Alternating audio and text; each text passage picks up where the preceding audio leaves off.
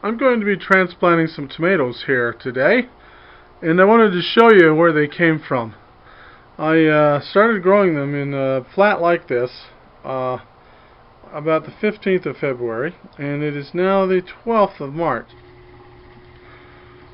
Now, some of those tomatoes I'm going to transplant into this. This device here is what I affectionately call my lettuce machine.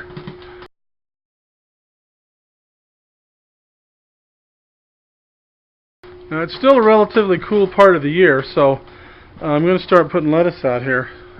It's March 12th today, like I said. But this is a hydroponic operation, and it works pretty good. Right now I have peas in here, and I'm going to harvest those, but as you can see I have a bunch of empty holes, and I'm going to put some of the tomato plants in here just to let them get a foothold and grow a little bigger. And then I'm going to be putting them outside in the big greenhouse out there where they'll have a lot of room to grow. Now, the kind of tomato I'm dealing with today is brandywine tomato. Here are my tomatoes, and these were planted almost a month ago from seed, and their seed I actually collected last year. And these are brandywine, and what we're going to do is separate them. Now let me tell you the reason why we're going to do that. Now, you know, when you plant these things from seed, you generally put 2 or 3 seeds in a container, because a lot of times you get a lot of duds and they don't come up. But when I planted these, you know, I put 2 or 3, and once in a while I slipped and put more seeds in them, and it seemed to me that everything came up. So this plant right here, if you count, there's probably, if you count this one here, there's probably about 10 seeds in, 10 plants in this one, and there's only 2 in this one. But this one here's got, oh, I don't know, 2 here and 2 here. And I pulled these out of the flat here because these seem to be the farthest along. So we're going to transplant those. Some of them are going to go into these pots, because I'm going to put the pots over here in the water tray, and then some are going to go into perlite, and these are going to go, and I'm going to fill these with perlite, and I'll show you how we'll do that. And these are going to go into the hydroponic setup completely. So let's get started, and let me set this camera down where we can see what we're doing, and we'll get going. Okay, I've got a blower and some stuff running here, so I hope it doesn't drown this all out, but I'll try to keep this going. Try to talk loud, and we'll see what happens. Okay, first thing I want to do is, let's see if you can see this. I'm going to try to separate these 2. These are going to be the easiest because there's just 2 of them. These might not really need to be separated if you were going to transplant them, but let's just go about it anyway and show you. Now, what I want to do, you want to kind of ooze these out of here and try to not damage the roots. That's the real important thing. So if you can, there you go. Okay. Now you can see here, looking at this dirt ball, you can see that there's a lot of roots growing in here, and they're growing all around. So you want to try not to damage those, and about the only way you can do it is to put the dirt under the water and kind of gently wash it away if you can. There, now you can see there, we've got this one, and this one looks pretty good. Now if you have a bunch of dirt left on here, that's not a problem. So what I'm going to do with this is we're going to transplant this one into a hydroponic pot, and what this is a 3-inch pot with a net in the bottom, and the net in the bottom is to keep the perlite from going out. Now I'm going to go over here and put some perlite in it.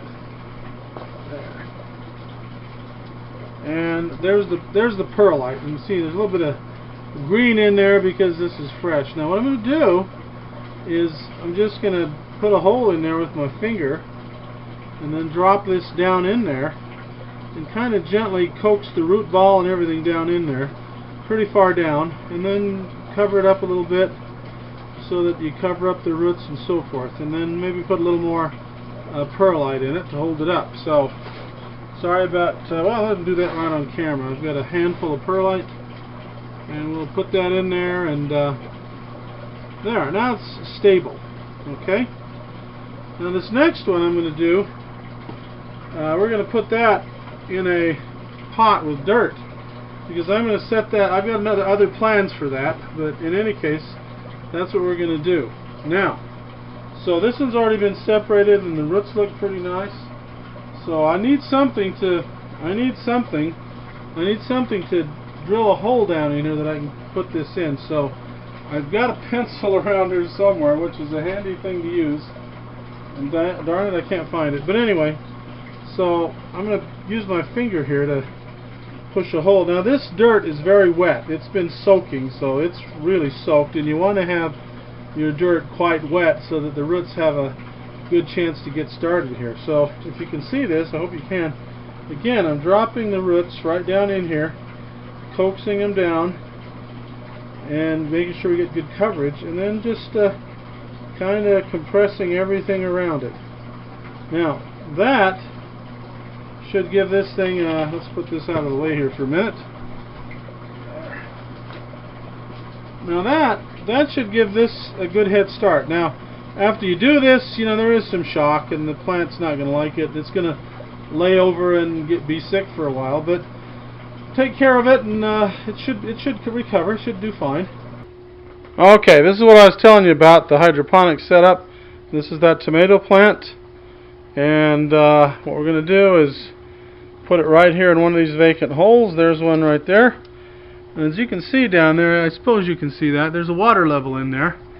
And what's going to happen is, again, this is perlite.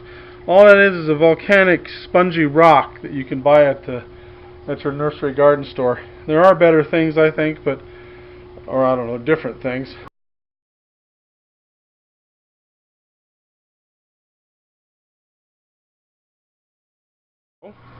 These guys are going to live right here in this setup, and they're going to stay here.